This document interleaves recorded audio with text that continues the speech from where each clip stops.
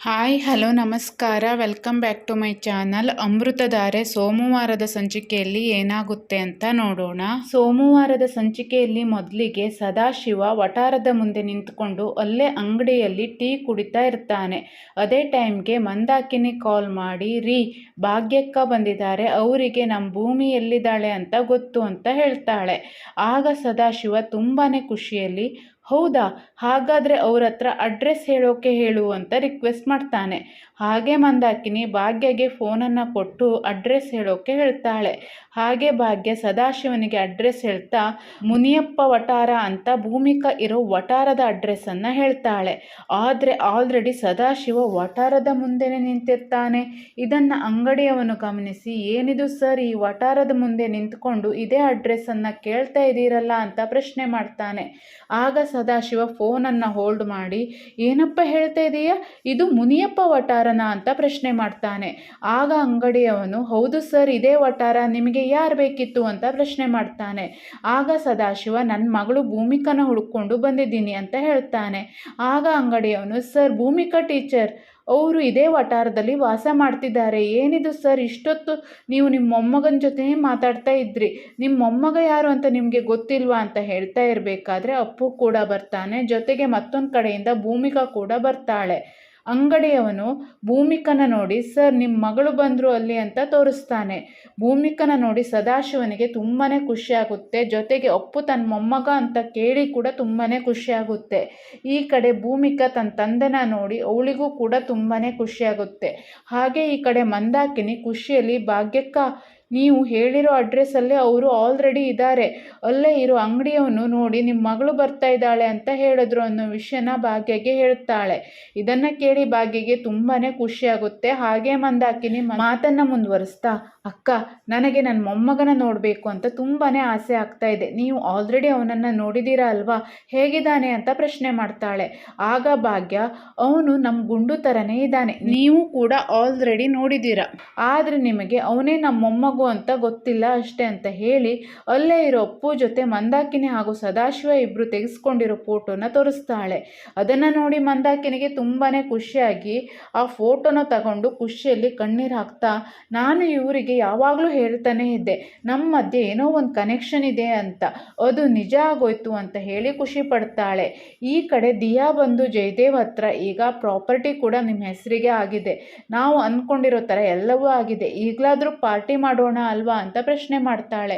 ಆಗ ಜಯದೇವ್, ಬೇಡ ಬೇಬಿ, ಇನ್ನು ನಾನು ಅಂದ್ಕೊಂಡಿರೋ ತುಂಬ ಕೆಲಸಗಳು ಬಾಕಿ ಇದೆ, ಅದನ್ನು ಮುಗಿಸ್ಲೇಬೇಕು. ಹಾಗೆ ಕೆಲವೊಂದಿಷ್ಟು ಜನ ನನ್ನ ಎದುರಿಗೆ ದರ್ಪ ತೋರಿಸಿ ಹೋಗಿದ್ದಾರೆ, ಅವರಿಗೆ ನಾನು ಮಣ್ಣು ಮುಕ್ಕಿಸಲೇಬೇಕು, ಆಗಲೇ ನನಗೆ ಸಮಾಧಾನ, ಸಂತೋಷ, ಹಾಗಾದ್ಮೇಲೆ ಮಾತ್ರ ನನ್ನ ಉರಿ ತಣ್ಣಗಾಗೋದು ಅಂತ ಹೇಳ್ತಾನೆ. ಆಗ ದಿಯಾ, ನೋಡಿ ಜೈ, ಈಗ ಆರಾಮಾಗಿದ್ದೀವಿ, ಸುಮ್ಮನೆ ಅನ್ವಾಂಟೆಡ್ ಥಿಂಗ್ಸ್ ಬಗ್ಗೆ ನೀವು ಯೋಚನೆ ಮಾಡ್ತಿದ್ದೀರಾ, ಇದನ್ನು ಇಲ್ಲಿಗೆ ಬಿಟ್ಟು ಆರಾಮಾಗಿರೋಣ, ಈಗ್ಯಾಕೆ ಅವ್ರ ಬಗ್ಗೆ ನೀವು ಇಷ್ಟೊಂದು ತಲೆ ಕೆಡಿಸ್ಕೊಳ್ತಾ ಇದ್ದೀರಾ, ಈಗ ನಿಮ್ಮ ದಾರಿಗೆ ಯಾರೂ ಅಡ್ಡ ಬರಲ್ಲ, ಆರಾಮಾಗಿರ್ಬೋದಲ್ವಾ, ಸುಮ್ಮನೆ ನೀವು ಏನೇನೋ ಯೋಚನೆ ಮಾಡಿ ನಿಮ್ಮ ಮನಃಶಾಂತಿನ ಕೆಡಿಸ್ಕೊತಾ ಇದ್ದೀರಾ ಅಂತ ಬುದ್ಧಿ ಹೇಳಿದ್ರು ಕೂಡ ದಿಯಾ ಮಾತನ್ನು ಕೇಳೋದಿಲ್ಲ. ಆಗ ಜಯದೇವ್, ಆ ರೂರಲ್ ಕೋಟಮಲ್ಲಿ ನನಗೆ ಬಂದು ಆವಾಜ್ ಹಾಕಿ ಹೋಗಿದ್ದಾಳೆ, ಅವಳನ್ನು ಮಾತ್ರ ಸುಮ್ಮನೆ ಬಿಡೋದಿಲ್ಲ, ಯಾಕೆ ಇನ್ನು ಬದುಕಿದ್ದೀನಿ ಅಂತ ವಿಲವಿಲ ಒದ್ದಾಡಿ ಸಾಯಬೇಕು ಅವಳು, ಹಾಗೆ ಕಾಡ್ತೀನಿ ಅವಳನ್ನು, ನೋಡ್ತಾ ಇರು ಬೇಬಿ, ನೀನು ಸುಮ್ಮನೆ ಇದ್ದುಬಿಡು, ಈ ವಿಷಯದಲ್ಲಿ ನನಗೆ ಉಪದೇಶ ಕೊಡೋಕೆ ಬರಲೇಬೇಡ, ಈ ವಿಚಾರದಲ್ಲಿ ನಾನು ಯಾರ ಮಾತನ್ನು ಕೇಳೋದಿಲ್ಲ, ಅವಳಿಂದ ಆಗಿರೋ ಅವಮಾನ ಸಂಕಟ ನನಗೆ ಮಾತ್ರ ಗೊತ್ತು, ಅವಳನ್ನು ಮಾತ್ರ ನಾನು ಸುಮ್ಮನೆ ಬಿಡೋದಿಲ್ಲ, ಈ ವಿಚಾರದಲ್ಲಿ ನನಗೆ ಬುದ್ಧಿ ಹೇಳೋಕೆ ಯಾರೂ ಬರಬೇಡಿ ಅಂತ ಹೇಳಿ ಅಲ್ಲಿಂದ ಎದ್ದು ಹೋಗ್ತಾನೆ. ಈ ಕಡೆ ದಿಯಾಗೆ, ಒಳ್ಳೆ ದೇವದಾಸ್ ಥರ ಆಡ್ತಾ ಇದ್ದಾರೆ ಇವರು, ಎಷ್ಟು ಆಸ್ತಿ ಸಿಕ್ಕಿದ್ರೂ ಕೂಡ ಇವರಿಗೆ ಸಂತೋಷನೇ ಇಲ್ಲ, ಬುದ್ಧಿ ಮಾತ್ರ ಬದಲಾಗೋದೇ ಇಲ್ಲ, ಎಲ್ಲ ನನ್ನ ಕರ್ಮ, ಇವರನ್ನು ಕಟ್ಕೊಂಡೀಗ ಅನುಭವಿಸ್ತಾ ಇದ್ದೀನಿ ಅಂತ ತಲೆ ಚಚ್ಕೋತಾಳೆ. ಈ ಕಡೆ ಸದಾಶಿವ ತನ್ನ ಮಗಳನ್ನು ನೋಡಿ, ಮಗಳೇ, ನಿನ್ನ ತುಂಬಾ ಪ್ರೀತಿ ಮಾಡಿದ್ದೀನಿ, ತುಂಬಾ ಹಚ್ಕೊಂಡಿದ್ದೀನಿ, ಎತ್ತಿ ಆಡಿಸಿದ್ದೀನಿ, ಎದೆಗೆ ಅಪ್ಪಿ ಸಾಕಿದ್ದೀನಿ, ನೀನು ಏನು ಅಂತ ಸಂಪೂರ್ಣವಾಗಿ ನನಗೆ ಗೊತ್ತು, ನಿನ್ನ ಮನಸ್ಸು ನನಗೆ ಅರ್ಥ ಆಗುತ್ತೆ ಕಂದ, ನಾನು ನಿನ್ನನ್ನು ಅರ್ಥ ಮಾಡ್ಕೊಂಡಿರೋ ಅಷ್ಟು ಯಾರೂ ನಿನ್ನನ್ನು ಅರ್ಥ ಮಾಡ್ಕೊಳ್ಳೋಕ್ಕೆ ಸಾಧ್ಯ ಇಲ್ಲ.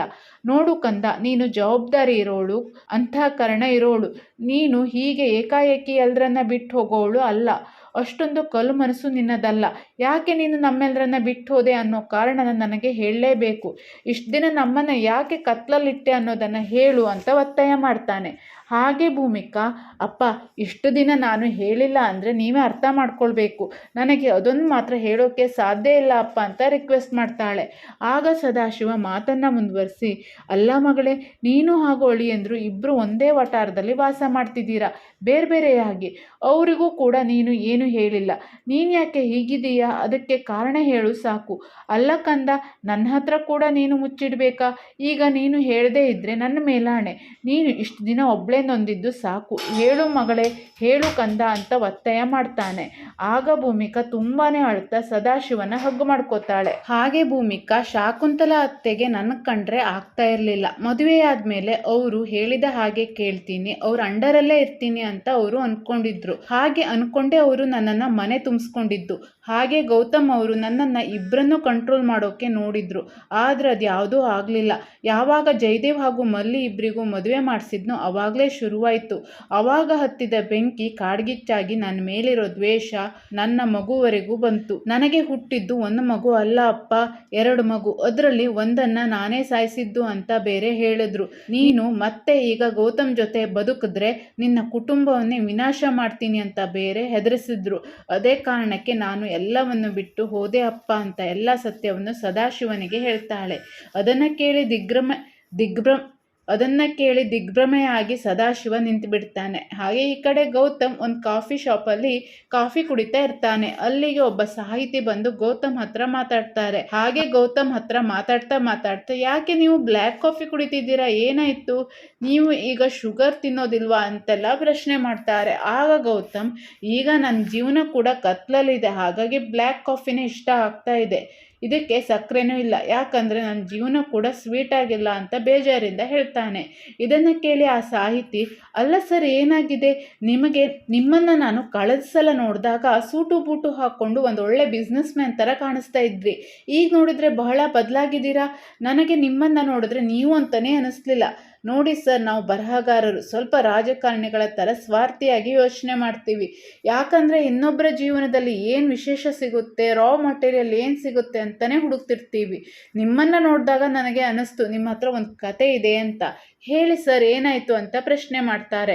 ಆಗ ಗೌತಮ್ ಏನು ಹೇಳಬೇಕು ಅಂತ ಯೋಚನೆ ಮಾಡ್ತಿರ್ತಾನೆ. ಈ ಕಡೆ ಭೂಮಿಕಾ, ಅಪ್ಪ ಈಗ ನೀವು ಹೇಳಿ, ನಾ ಮಾಡಿದ್ದು ತಪ್ಪ, ನನ್ನ ಜಾಗದಲ್ಲಿ ನೀವಿದ್ದಿದ್ರೆ ಏನು ಮಾಡ್ತಿದ್ರಿ ಅಪ್ಪ ಅಂತ ಪ್ರಶ್ನೆ ಮಾಡ್ತಾಳೆ. ಆಗ ಸದಾಶಿವ, ನೋಡು ಕಂದ, ನಿನ್ನ ಜಾಗದಲ್ಲಿ ನಾನಲ್ಲ, ಯಾರೇ ಇದ್ದಿದ್ರು ಕೂಡ ಇದೇ ಥರ ಮಾಡ್ತಿದ್ರು. ಅಲ್ಲ ಕಂದ, ಅವರು ನಿನ್ನ ಮನಸ್ಸಲ್ಲಿ ಭಯ ಬಿಟ್ಬಿಟ್ರು, ಆ ಭಯದಿಂದ ನೀನು ಮನೆ ಬಿಟ್ಟು ಬಂದೆ. ಹೀಗೆ ಎಷ್ಟು ದಿನ ಇರ್ತೀಯ, ಈ ರೀತಿ ಬದುಕೋದು ನಮ್ಮನ್ನು ನಾವು ಭಾರವಾದ ಸರಪಳಿಯಿಂದ ಬಂಧಿಸಿಕೊಂಡ ಹಾಗೆ.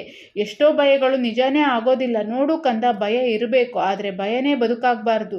ಆ ಭಯ ನಮ್ಮನ್ನು ಆಳಬಾರ್ದು, ಅದು ನಮ್ಮನ್ನು ಪೂರ್ತಿಯಾಗಿ ಆವರಿಸಿಕೊಳ್ಬಾರ್ದು, ಅದಕ್ಕೆ ನಾವು ಅವಕಾಶ ಕೊಡಲೇಬಾರ್ದು. ಭಯ ಅನ್ನೋದು ನಮ್ಮನ್ನು ಎಚ್ಚರಿಸಬೇಕೇ ಹೊರತು ನಮ್ಮನ್ನು ಕಂಟ್ರೋಲ್ ಮಾಡಬಾರ್ದು. ಯಾಕೆ ಇಷ್ಟೊಂದು ಭಯ? ಜೀವಕ್ಕೆ ಯಾವ ಗ್ಯಾರಂಟಿನೂ ಇಲ್ಲ ಕಂದ, ವಾರಂಟಿ ಕೂಡ ಇಲ್ಲ. ಬದುಕು ಕ್ಷಣಿಕ ಕಂದ, ನೀರಿನ ಮೇಲಿರೋ ಗುಳ್ಳೆ ಥರ. ಮುಂದಿನ ಕ್ಷಣಕ್ಕೆ ಏನಾಗುತ್ತೆ ಅಂತ ಯಾರಿಂದಲೂ ಕೂಡ ಹೇಳೋಕ್ಕೆ ಸಾಧ್ಯ ಇಲ್ಲ. ಅಂದಮೇಲೆ ಯಾಕೆ ಇಷ್ಟೊಂದು ಭಯ? ನೋಡು ಕಂದ, ಒಂದು ಸಮಸ್ಯೆ ಅಂತ ಇದ್ದರೆ ಅದಕ್ಕೊಂದು ಪರಿಹಾರ ಕೂಡ ಇರುತ್ತೆ, ನಾವು ಹುಡ್ಕೊಂಡು ಹೋಗಬೇಕು. ನೀನು ಆ ಸಮಸ್ಯೆಯನ್ನು ಎದುರಿಸಬೇಕಾಗಿತ್ತು, ಗಟ್ಟಿಯಾಗಿ ನಿಲ್ಲಬೇಕಿತ್ತು. ಆದರೆ ನೀನು ಏನು ಮಾಡಿದೆ?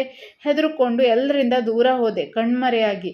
ಅಲ್ಲಿ ಅಳಿಯಂದ್ರು ಈ ಜಾಗನೇ ಸರಿ ಇಲ್ಲ, ಇಲ್ಲಿ ಯಾರೂ ಸರಿ ಇಲ್ಲ, ನಾನು ಹೆಂಡ್ತಿನೇ ಇಲ್ಲದೆ ಇರೋ ಈ ಮನೆಯಲ್ಲಿ ನಾನು ಯಾಕೆ ಇರಬೇಕು ಅಂತ ಎಲ್ಲವನ್ನು ಬಿಟ್ಟು ಎಲ್ಲ ಆಸ್ತಿನೂ ಅವರಿಗೆ ಬರ್ಕೊಟ್ಟು ಒಳ್ಳೆ ಸನ್ಯಾಸಿ ಥರ ಮನೆ ಬಿಟ್ಟು ಹೊರಗೆ ಬಂದಿದ್ದಾರೆ ಅಂತ ಬೇಜಾರಿಂದ ಹೇಳ್ತಾನೆ. ಇಲ್ಲಿಗೆ ಸೋಮವಾರದ ಸಂಚಿಕೆ ಮುಗಿಯುತ್ತೆ. ಮತ್ತಷ್ಟು ವಿಡಿಯೋಗಳನ್ನು ನೋಡಲಿಕ್ಕೆ ನಮ್ಮ ಚಾನಲ್ನ ಸಬ್ಸ್ಕ್ರೈಬ್ ಮಾಡ್ಕೊಳ್ಳಿ, ಪಕ್ಕದಲ್ಲಿರೋ ಬೆಲ್ ಐಕಾನ್ನ ಕ್ಲಿಕ್ ಮಾಡಿ. ಇದರಿಂದ ನಾವು ಹಾಕೋ ಹೊಸ ವಿಡಿಯೋಗಳ ನೋಟಿಫಿಕೇಷನ್ ನಿಮಗೆ ಸಿಗುತ್ತೆ. ಮುಂದಿನ ವಿಡಿಯೋದಲ್ಲಿ ಮತ್ತೆ ಸಿಗೋಣ. ಧನ್ಯವಾದಗಳು.